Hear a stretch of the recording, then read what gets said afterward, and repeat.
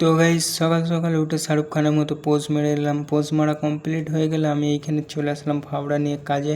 আর সকালটা কিচ্ছু খাইনি, আজকে রান্না হয়নি, তাই আগে একটা বিস্কুট খেয়ে নিলাম। বিস্কুট খাওয়া কমপ্লিট হয়ে গেলে আমি চলে আসলাম বস্তা নিয়ে আসার পরে এখানে যে পাথরগুলো দেখতে পাচ্ছি এই পাথরগুলো লোড করতে হবে, কারণ আজকে ঢালাইয়ের কাজ আছে। তো আমি মাথায় করে পাথরটা নিয়ে চলে যাচ্ছিলাম 3 তলার ওপরে, আর একদম হালত খারাপ হয়ে গেছে। দেখতেই পাচ্ছ কতটা ঘাম দিয়েছে, মানে এত গরম পড়ছে কি বলবো, মানে হালত খারাপ হয়ে যাচ্ছে এই গরমের মধ্যে।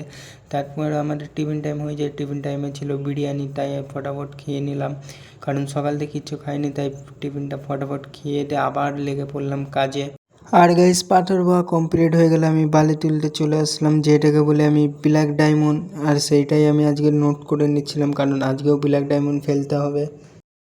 ব্ল্যাক ডায়মন্ড লোড করা হয়ে গেলে এই যে হাওড়ার ব্রিজ দিয়ে পার হয়ে গেলাম, আর পার হয়ে যাওয়ার পরে এইখানেই দেখতে পাচ্ছি ব্ল্যাক ডায়মন্ডগুলো লোড করা ছিল, তাই গাড়িটা খালি করে দিলাম। ব্ল্যাক ডায়মন্ড বইতে বইতে এইখানে হালকা করে একটু বৃষ্টি হয়ে গেল, তার কারণে আমার কাজটা বন্ধ ছিল, কারণ এই বৃষ্টিতে ভিজলে ঠান্ডা লাগতেও পারে, তাই আমি এখানে একটু চুপচাপ বসেছিলাম। আর বাইরে দেখতেই পাচ্ছি বৃষ্টি হচ্ছে টিপ টিপ করে, তাই আমি এখানে ফাঁকি মারছিলাম। তারপরে গাইস আবার বৃষ্টিটা থামলে আবার বালি বইতে লাগলাম। দেখতেই পাচ্ছ এখানে ব্ল্যাক ডায়মন্ড অনেকটা আমাদের ফেলা হয়ে গেছে।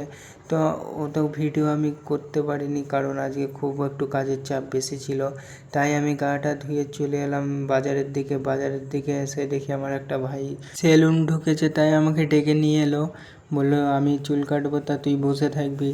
তাই আমি চলে এলাম সেলুনে, আর ও চুল কাটছিল, আমি ওর চুল কাটা বসে বসে দেখছিলাম। আর তৎকাল আমার বড়ো ভাই বাজার গেছিলো আর কিছু খাবার এনেছিল, তাই আমি খাবারটা ফটাফট খেয়ে নিলাম। আর আজকের মতো ভিডিওটা এইখানেই শেষ করছি। Tata, bye bye.